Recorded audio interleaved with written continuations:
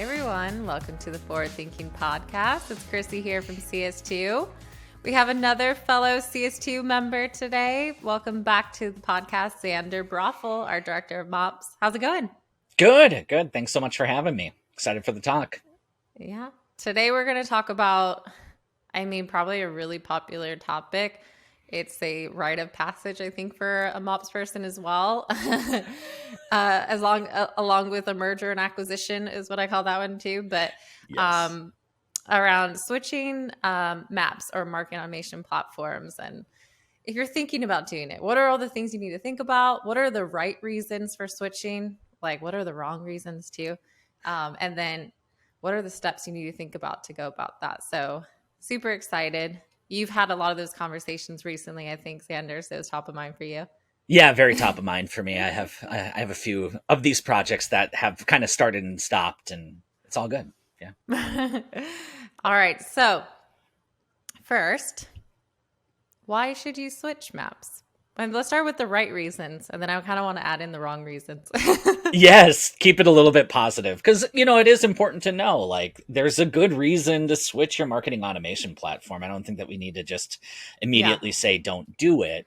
Right. There's a lot of things that you might want to consider if you're thinking about making the move.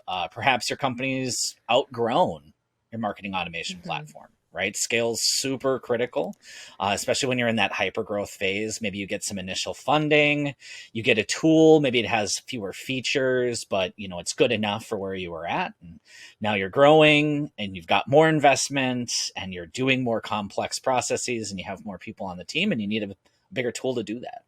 Yeah, totally. I feel like that's kind of like the one that we see the most. Especially for some early stage companies that are like starting to really want to bring their operations up to the same maturity that they're at now.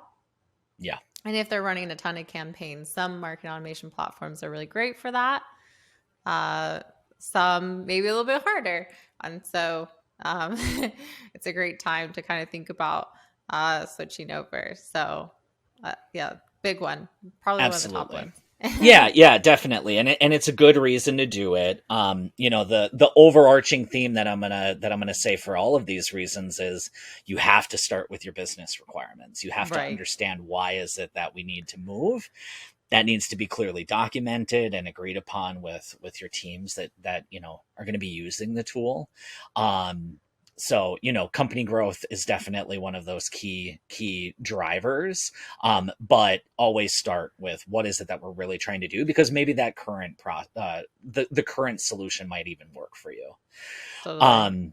One of the reasons why you might do this is almost more of a disruption, and that could be like a merger and acquisition, right? Really a key point when you have 1 to 3 to 5 companies that are all combining, and now you're doing a complete reassessment of all technology.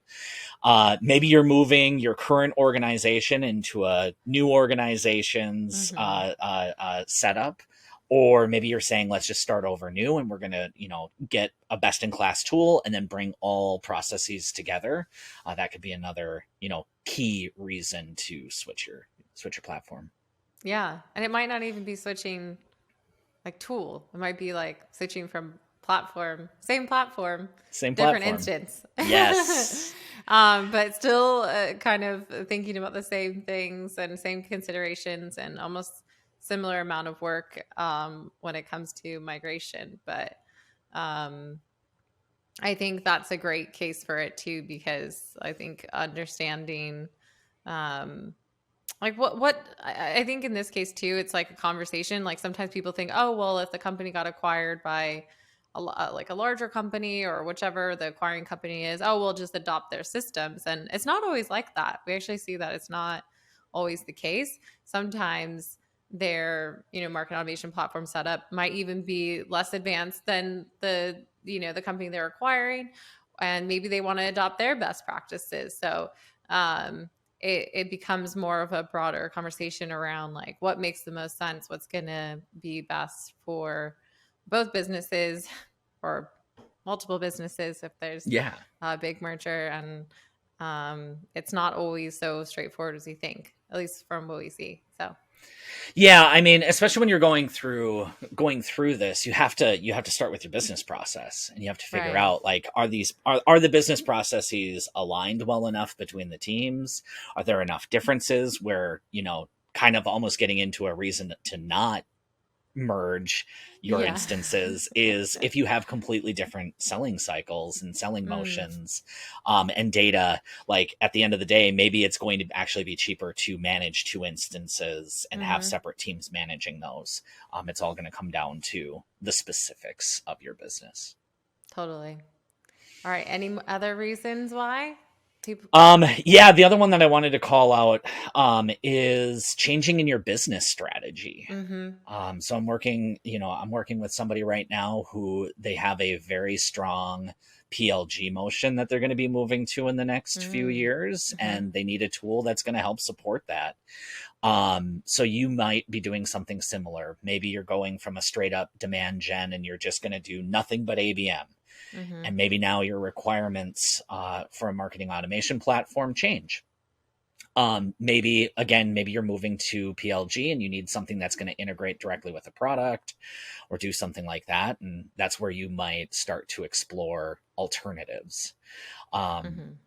and then, at the same time, like, there's new vendors that are always coming out. So maybe there's a vendor that's specifically solving a use case better than your current solution can solve.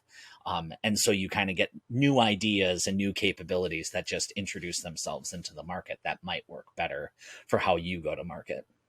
Totally. Yeah. I think that also, like, I think about, especially with PLG, I think this is one that's coming up a lot more recently, of like maybe where some other platforms are maybe not meeting that business use case and the strategy, and they need like high volume, or they need certain levers that they can pull to really have like more transactional emails and things like that. Sometimes that means like multiple platforms at one time, which is Mm-hmm. tricky, but also it could make the case for like a full switch. So um, I think we're definitely seeing that more and more. Um, and again, it all comes back down to like what's going to be the best, fit for your business strategy. And um, that's why I love that you said requiring, like, documenting all the requirements. I think also thinking about like your current requirements, but also long term too. Like, Yeah. that's a long term look for your client, where they're like, oh, okay, in a few years we're going to be doing PLG. But I think for a lot of companies, they're really thinking about in the moment, like, what are my requirements right now? But always think down the line, like 5 years, at least 10 years. Like, just look at the next 5 years and like, what are the true requirements there? Because your marketing team might scale out, and like that really plays different impacts. And really, like, you want to hold on to this platform for a while. It's not something you just want to like Yeah. switch every few years. That's too impactful on the business. So really having that long-term requirement look as much as you can, right? Obviously things change, but I think that's super important. 1,000%. All right. So, well, speaking of requirements, what are some of the requirements that uh, you folks maybe are considering when switching maps, or should consider when they are? Yeah. One of the first things that I would probably say is look at your existing tech stack that you're going to integrate into, Yeah. and make sure that, that's the beauty of having a marketing automation platform, is that you have something that can be central and Hmm. can really orchestrate a lot of your business. So you want to make sure that you are getting something that integrates well with the other tools that you have in place. I think CRM is obviously the big obvious one. Yeah. But nowadays, when you also have tools, where it's like actual data orchestration, customer data platforms, chat bots, event tools, all of those things, you want to make sure that, you're not just thinking about, what do I do for email and, targeting some digital ads, but what's the full spectrum that you're working with? And is there a tool that's going to integrate better than others? Totally. Yeah. I think I think this is a big one, because I think we see that it seems like an obvious one, but I think it still is something that kind of gets missed. And then um it becomes this moment of like, oh, now we have like disparate systems, and like, how do we build it? How do we make sure those talk to each other well? And yes, there's tools for that. And you might even want to have a tool where you can have a more centralized kind of management of your data flowing through your systems. But the there's a lot of headaches that come with doing that, or that's a lot of work. And so for companies, I think at a minimum, like how the integration with the CRM, but also just the other tools in your stack, I think is really important. And then vice versa, right? If you're looking for a tool for your platform, we're not talking about this right now, but I think a lot of people, a demand gen person might go out and find a tool. And so marketing ops like definitely needs to also set requirements, I think, on that end, like what tools are actually going to integrate well with your map. And so if you're already planning to move in 6 months or a year, that might also need to be taken into consideration now, even if it's not happening for the other tools that you're trying to integrate, because you're going to have to reintegrate them. Exactly. So. And when you're doing that reintegration, you are introducing risk into your business every single time, right? So it's better to think these things through ahead of time and take time on the front end when it is requirements gathering, and really, like, I love my sales teams, but like really work on getting the right answers. And it's often like, yeah, we integrate with everything. Really get the details and talk to the right people within the organization to make sure that it's really integrating with your tech stack and working with your overall architecture. Yeah, definitely. All right, what are a few of the other ones that maybe aren't so obvious? Yeah, absolutely. Something that you might want to start to think about is what's your volume of email, right? Marketing automation platforms are sending out emails. You want to make sure that you are getting a tool that's going to be able to support the amount of volume that you have. Are you B2B? Are you B2C? Are you doing a lot of frequent volume? Are you doing PLG, where you're going to have transactional emails going out from the product? All of these things are really critical. And, that can also include understanding, like, do I need a dedicated IP for just my emails to be sent, or is it going to be sufficient for me to share an IP with other clients that are using the tool? And that all comes down to volume. So taking a look at historical, and then once again thinking about the future. Totally. Yeah, I think that's a big one. And it's not even just a requirement for your map, but more just like making sure that that's part of your requirements in general for launching the market automation platform, is thinking about like having a dedicated IP or shared, and what your send volume is, and matching. It doesn't always mean a dedicated IP is actually best for everyone, but like making sure that that's part of your process, because that impacts your contract and just in general. So having all those requirements outside of like what's required of the map, but also within that map, what are your like extra business requirements, I think is super useful. Absolutely. Just speaking of like email, just also think about your other channels that you have. I think oftentimes when we think of a marketing automation platform, we just go immediately to email. But there's SMS, there's integrations into social channels, there's integrations into digital advertising. There's all sorts of things that a marketing automation platform can help to support. So really look at, where is my investment going from a digital perspective, and find ways, is there ways that my marketing automation platform can make us more efficient and effective in those channels? Yeah.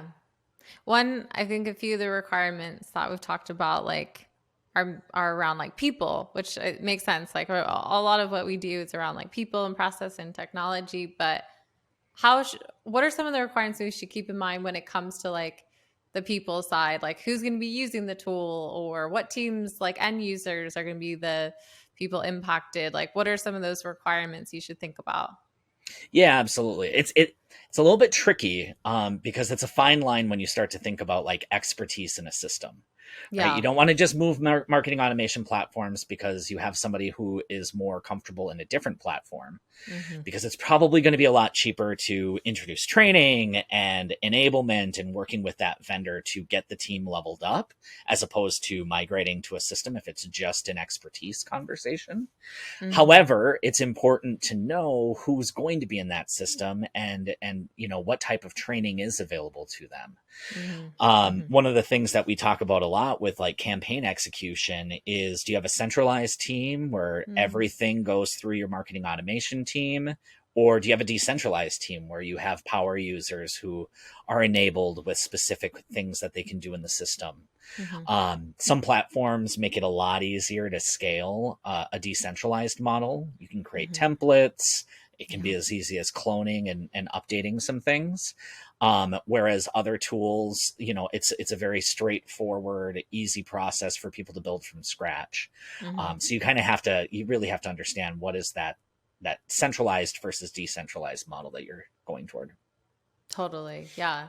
I think that's a big one as far as like scale, what you talked about that at the beginning, because in some ways, as you're bringing new people in, especially when you're trying to run campaigns, being able to, have templates, clone things more easily and things like that can really help scale and just build like a process around it. Where Yeah. when you leave it up to just creating some like a workflow or a campaign from scratch, you might end up with, yes, you can document that and what is your current process, but it might just be a little bit harder as far as like time, and you're more subject to people doing it their own way, Yeah. and so that plays a risk when, if you did want to go with a decentralized team, because most MOPS teams can't really support a centralized model a lot of the time if they still want to be strategic. Otherwise, they're just running campaigns all day. Exactly. And so, I mean, if you do want to learn more about decentralized versus not, go back and listen to our last podcast,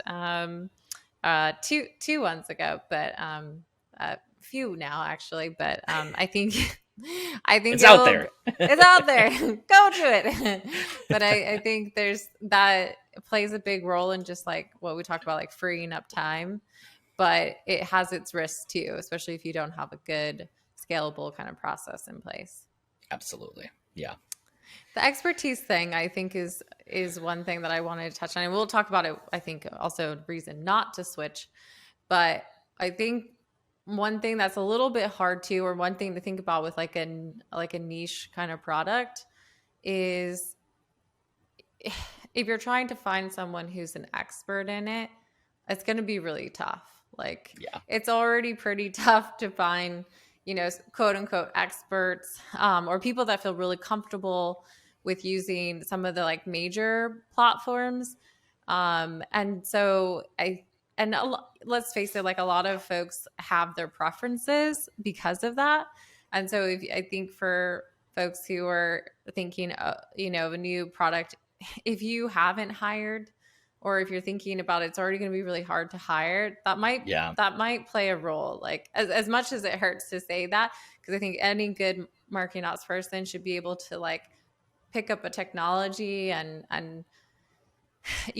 get trained and try and figure it out, because they all work in a similar fashion. But I think for some folks just going into a new role, they are preferential toward using a tool that they're already comfortable with. Yes. So, Yeah. yeah. And there's overhead there. I mean, if you are, it all depends, right? Like if you have a team that can help support that and can do an onboarding process where somebody can take the time, get certified, Mm-hmm. learn the internal process and be moving, great. Yeah. If you are a team of one and you're trying to hire your first hire, you might not have the time to do that long onboarding process. So having a system that a lot of people might be used to can at least speed up and improve your hiring process. Totally. And then our map, finally, I think is like basically a place where we house all of our data, if you think Yeah. about it. And then we do things against those people in the data and with it. But what are some data requirements that folks should think about when switching maps? Yeah, I mean, I think that is obviously starting first with what do I want to report on? What are the insights that Mm, I want to be able to glean? hmm Think about it from a quarterly perspective. What QBR decks are you trying to support? What hmm monthly reviews are you trying to support? And what's your, weekly and daily reporting that you're looking at? By starting with the end in mind, you can really start to think about, how do these tools work with attribution? Um, so that's like one key piece is attribution. hmm And then there's another one, but I'm going to pause and see if you have any other thoughts on the attribution side. I think that I think it should be a requirement, but and I think when one add on to that is like how much flexibility does your tool have with being able to get that data, assign that data to a record, and some tools are more flexible than others, but so I think knowing that like there's other tools that can, like you said, glean those insights. It doesn't have to be within your market automation platform that you're getting those Yeah, insights, but you want to think about your maturity. Okay, at a minimum, what's our simple attribution model? How are we going to track lead source, blah blah blah. But then from your campaign structure, how easy is it going to be to get our set up our campaign structure, and then do we want to have just another tool that can help us with other insights that maybe isn't within our marketing automation platform? So because I think one thing too, some maps will also have like really pretty charts and data and things like that within it. yep, And that's a little bit different, right? That's a little bit different of like, what's my reporting requirements? Because a lot of that is the data that then you could send to another system or a CRM. yeah, But if the data that in the reports and charts that you're looking within your market automation platform, they're probably only going to be seen or relevant to marketing. yeah, So keep that in mind. Like, that is great for a demo. It's great for a salesperson to show off, but like, are you realistically going to use it? Is it more how right. you're setting your own data structure and then getting that data in place so that you can actually use it within maybe another system where people are already looking at the data, like your CRM? Yeah. Yeah, I hesitate to work with any vendor where like the data isn't something that can connect with the data warehouse. Yeah, Even if you don't have a data warehouse today, like think about that in 5 years. You like most organizations are moving that way and totally, getting all of their revenue data out of their systems into a centralized place to actually use it in an unsiloed fashion. So if you're totally. working with a platform that's like, nope, the data's here, we have no integration, that could be a blocker for you to consider. Totally, totally. And I think that is the future. I think as much as it seems a bit like a little bit distant for some orgs now, I think as we get more and more data that we're working with, and that's where things are going. Like Yeah, it just seems like it is. So I think no, keeping that in mind, like I said, like what's the 5-year outlook requirements, like not just now. Though that's one that might likely get missed, I think, um, yep, especially when it comes to like the maturity of the company. Because usually you may not embark on selecting a data warehouse or even like a BI tool or something like that until you have more of like the people in place to manage it, for or the sure. business need, right? But that business need probably will come up like as you scale. Yes, yeah, definitely.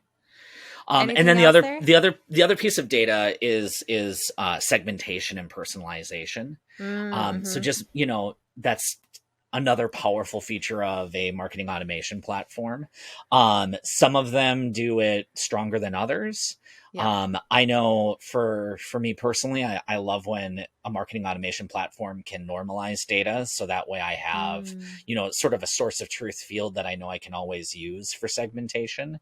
Mm-hmm. And then you can start to send that information out to the other systems to do similar segmentation where it's needed. Totally. Totally. And I think like to end on like some of the like a final requirement is like think about like how much flexibility you would want to. Like I think like as far as like what can you do, like what, like are you stuck to like the confines of setting things up a certain way within the platform, which sometimes is okay. It's actually a good thing because it's more Mm-hmm. straightforward for your team to figure out this is how things are going to be set up.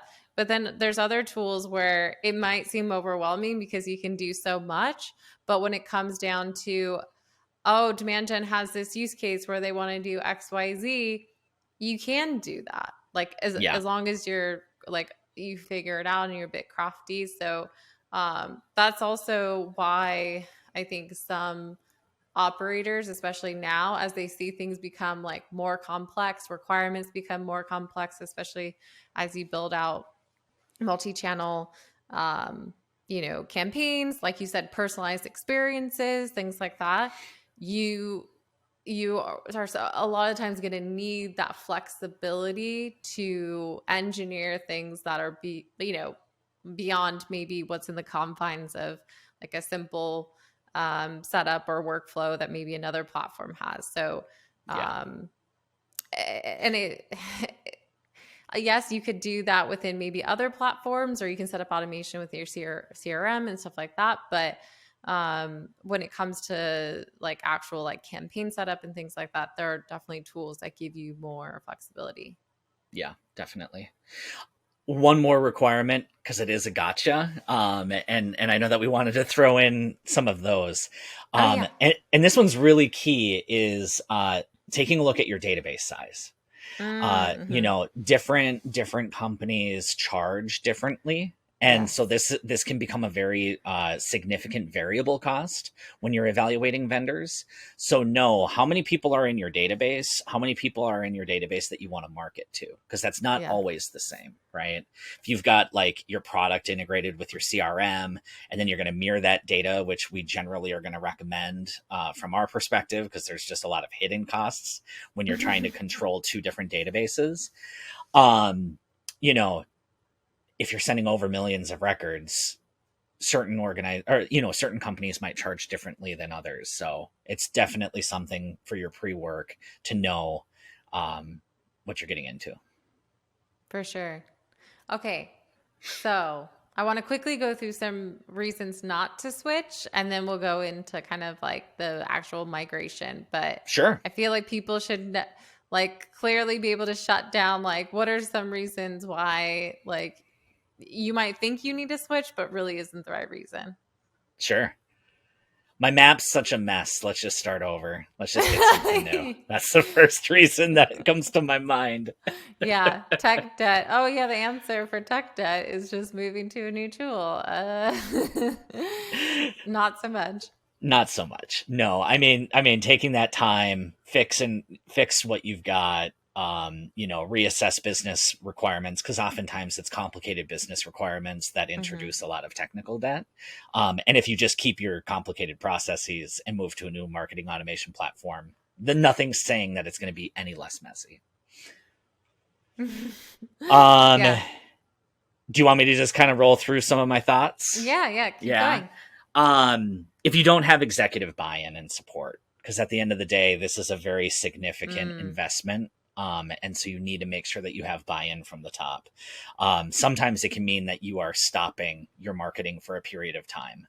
If you think about, like, I have to warm an IP, which means I have to slowly send emails using that new platform, so that way I'm not caught in spam traps. Well, that could definitely impact if you have like a large event this month that you're going to have to be sending out a lot of emails into. So just making sure that you have the right buy-in, the right alignment across the organization is key.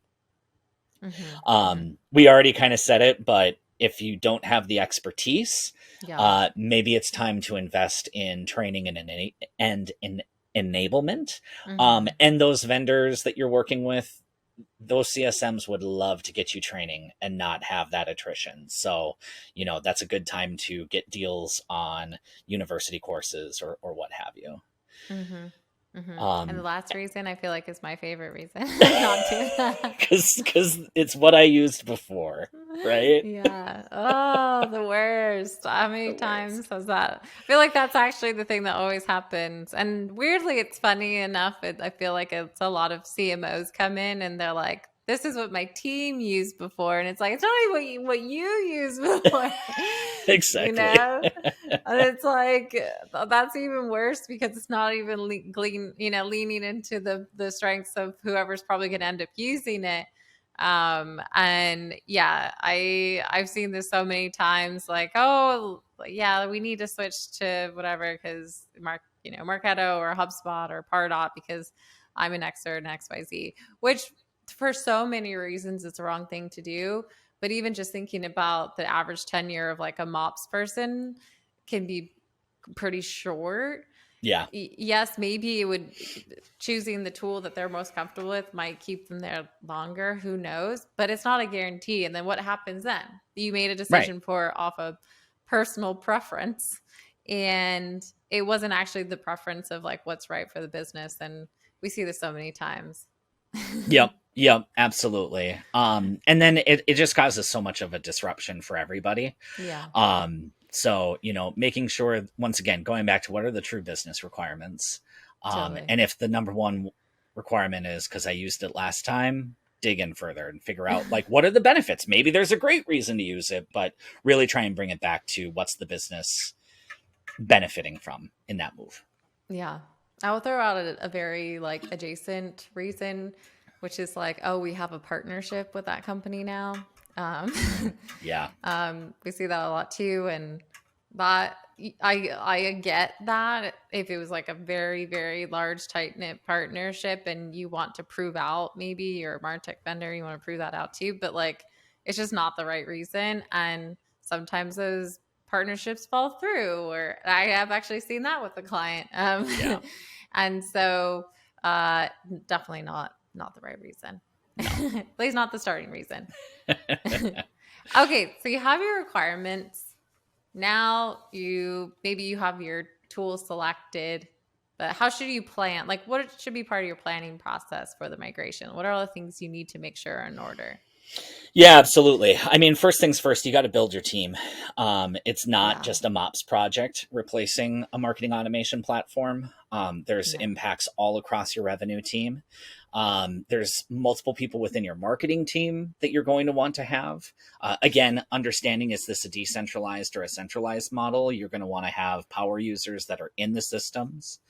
There's impacts on the sales side because you're also bringing in probably new processes when you go and implement a new platform.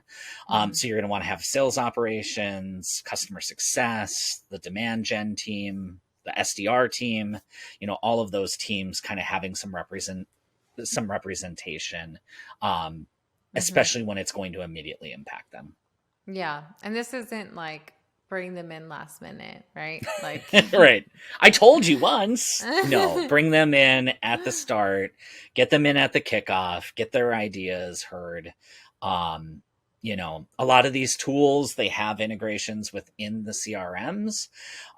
So as a result, like sales is going to actually see data coming from these platforms. So they need to know how to use it. They need to have input if there's customization. And it just builds that like overall embrace, like the organization will embrace the change when they're involved in the change.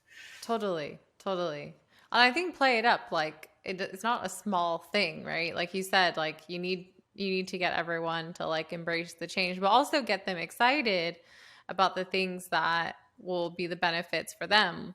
Maybe the way that they're going to see data now or insights on their leads, why you're going to be able to have like more robust lead prioritization or process, and how it's going to make them more effective in who we're sending over as MQLs, and like paint the story, I think, for the end state of what you think is going to happen, especially when it comes to like a sales team, and then the rest of the marketing team, and get everyone excited, because I think adoption will be key, and you don't want the last thing you want is to roll out and people be like, oh, I missed the last tool, or oh, I don't like, did we really need this, or something like that. So and I think about the teams that you might not think about to get involved. Like I think a lot of the time people forget IT needs to be involved with a migration. They need to help you set up like your email protocols. There's probably also some like single sign-on implications and things like that that you might have, and um, the networking team, yeah. because what I've also noticed is like a lot of times the IT team doesn't necessarily have Oh, yeah, access to do things like DNS and totally. DKIM and whatever. So like just even thinking up further than the IT team, Yeah. if you're like a software company, it might be the networking team that's more closely aligned to like cloud ops. Sure. Yeah, that's true. Every team kind of like has it kind of structured, but different. We've even had cases where clients have that managed not in house. Like the person that Yeah, manages their DNS like doesn't even work for the company, and it's more of a like externally managed DNS. So do the research too, because that we've seen that even kind of like slow things down a bit because there's like back and forth. They're trying to figure out who owns this, who actually does this. yes. And yeah, and there's and I think also Website impacts, like website, yeah, that's web another one team, that's kind of like a hidden. You're updating all of your forms. totally. You've got a new like code, JavaScript that you're gonna to Hmm. have all of that stuff. Yeah, and that could be an external resource too. So Yeah, it might be a little bit harder. And then building a timeline out for them too, I think is yeah, really good because then they can build it into their roadmaps. Because the last thing you want is like your sales ops team to be like, oh, sorry, you're not going to make it into like this sprint. This is too late. And then it just delays your project.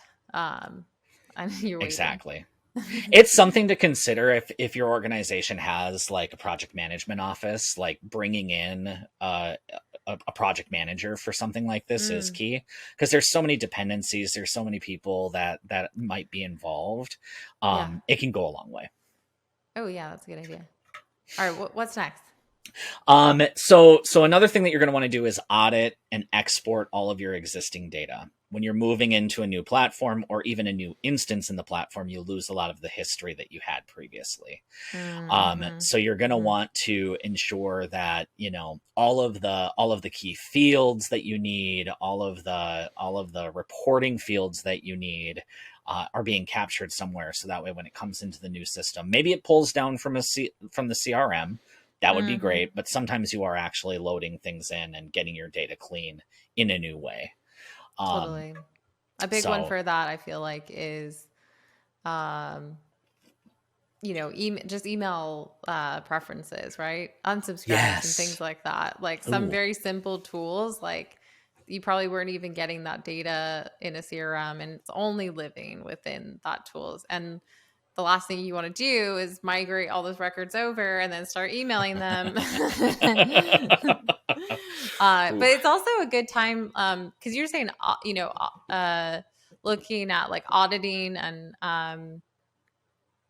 but I think it's when it comes to data, that data loss, but also what can we just purge? yeah. Like can You you don't need run everything. right? This might be a time to just like use it as a cleaning activity. Okay, what fields do we want to migrate over, which not? Also maybe run like a quick project against Never Bounce to see like what contacts are just like not valid anymore, and decide to just leave those behind, and then remove them from your CRM as well at the same time if you want to. So, which is better if you can. Um, and yeah, there's a great time to also just get rid of things if you can, if while you're there. Absolutely. And then the maybe the last thing to call out here is have a plan for your all of your assets. So I mentioned like you're Mm, going to get new forms, you're going to get new emails, new landing pages. Making sure that you have a plan for that. Every organization does it differently, so you may take this as an opportunity to update your templates and your hmm. branding. Maybe you're going to get a new design that you can work with. This is a good time to kind of refresh. Yeah. Okay, and we talked about team, but what about like external help? Obviously, CS2, we help our clients, We but help. We help. what about like thinking about resources like that if you feel like it's going to be too much for to like plan and execute yourself? Yeah, I mean, you may be listening right now thinking, okay, well, I have 50 webinars that I have to launch this quarter and Yeah. 17 events that I have to do and all of the support, right? So bringing in an outside partner, like there's partners that will just do implementations and they will come in and say, here's a best practice, which is always a risk, but here's a good practice. I'll say, here's a good way that we can set it up and customize it to your business. Having that outside expertise can go a long way. It's not free labor. Like at the end of the day, I always feel like as when I was internal, because I was an internal MOPS manager as well, I felt like I did a lot of work just like managing that relationship, expectations, keeping things on track. But if you have a great partner, they're doing a lot of that lift for you and just keeping you along for the ride and getting decisions made so that you can focus where you need to. Right. They could be like that project manager, the expertise, the execution, and they've probably done it loads of times. So right. They know the gotchas already. They know what Exactly. to, and they can get it done a lot faster so it doesn't have so much of an impact on your business, which I think is super important. Yep. Okay. Executing the migration. What are some of the things to really think about and focus on when now you have it, you're going to switch platforms? How do you go about switching over? Really think through your operational foundation, right? Yeah. This is a great time. Lead life cycle, get it built the right way. Lead scoring, get that built the right way. Subscription center, get that built the right way. Have all of your operations just working in a really seamless way, because that's where you're going to see a really big benefit in MOPS, is that now you have a much more efficient system and the data is doing what it needs to do. So I say always prioritize that work. And that might mean, once again, relooking at business requirements and business process, and maybe some things change as a result. But you have to make sure that you are, focusing there and making sure that works well. Yeah. And if you already had a great setup in your last system, looking at how are you going to migrate that same thing over? Because I think it without like data impacts, right? Because I think one thing that would be really tricky. It's like, oh, why are we not able to report on our life cycle the same way again? Why do we have this like weird blip in data and things like that? So try and think about a way where you can like have the most minimal impact on kind of like your current setup if it's already great. Exactly. Yeah. I would also just plan for more time than you think that you need. You're going to run into hiccups. You're going to run into things that come up that you weren't anticipating, especially if you have, outside stakeholders, outside teams. All of these things are working together. So that's where that timeline comes in handy. And then one of the recommendations I would have is leverage the tool the way that it was designed to be used. You kind of mentioned earlier, like you want to find a tool that has some flexibility, but start with how does this tool do life cycle? Can we do it the way that they've designed it to be built? Because we know that future improvements are going to be built upon that. Things like scoring or channels or any of those pieces, like figure out what is the standard approach and then modify as needed, instead of just going, this is how I did it in my last platform, so let's try and figure out how to make it work here. Totally. Yeah. That's a good point. I think you can get caught up in doing that. And then like really thinking, I think doing the research to think about the best practices, because we were even having a call with a client yesterday who's talking about how like that was kind of the thing that was a bit weird. And when she went into an organization, then she found out, oh, all the ways that we're using this tool isn't what's like best practice. And exactly. And it could be one of those reasons, right? Maybe they're trying, whoever was executing on it was thinking about it in a different way, or thinking about it in the confines of like another tool. So it definitely plays a role. So think about like what actually is like best practice, set things up within the tool. Probably less likely to find those like weird, deep, dark holes that something weird happens, too. So. Exactly. If you can have an overlap between your contracts within these systems, that can also be super helpful, because then you can kind of do a phased approach, right? Maybe it's get the data in, get the historical data, and now the tool is doing the operations for you. And then you make sure that works, but you're still sending emails elsewhere while you're warming the IP with this new instance. 100%. all of that stuff can be key. If you are trying to deploy against a renewal date that you don't want to renew, you're just introducing a lot of stress that is unnecessary if you can just, have 3 months of overlap.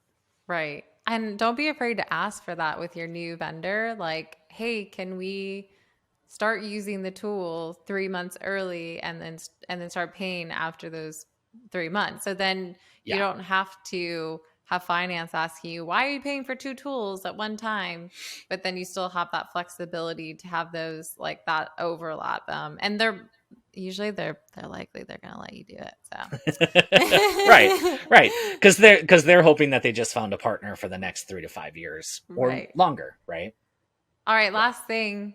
What's a major thing around executing migration? I feel like the last one is really key. Yeah, I mean, at the end of the day, we mentioned it earlier, but enabling your team, getting training. If you have power users, invest in training with that platform. Doing enablement that is targeted for each of the teams. There should be a sales enablement. There should be a marketing enablement. There should be a reporting enablement session. Like all of those pieces. So that way you're getting very specific training to the specific teams. And once again, it's just another way of building excitement around the tool as opposed to confusion, which then just leads into frustration and anger. Totally. I will add in one bonus thing. Try, and it comes down to like reporting as well, but like try and build out some like monitoring reports. Like really make sure you have a very thorough and long monitoring phase. Yeah. And so this can be, making sure leads are getting synced over to your CRM properly.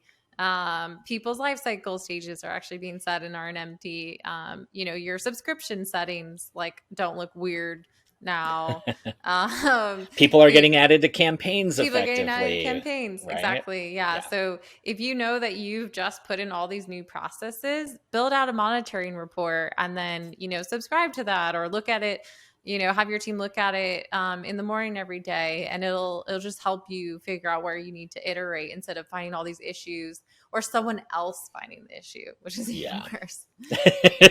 Yeah, that's what you never want to have is being alerted to something from the head of sales or from the head of marketing. Not fun. Yeah.